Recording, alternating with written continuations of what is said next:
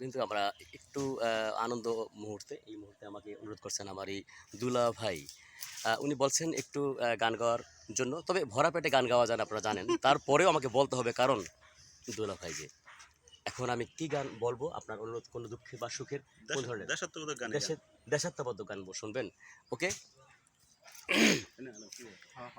গ্রাম ছাড়া এই রাঙা মাটির পথ আমার মন ভুলায় রে, গ্রাম ছাড়া এই রাঙা মাটির পথ আমার মন ভুলায় রে।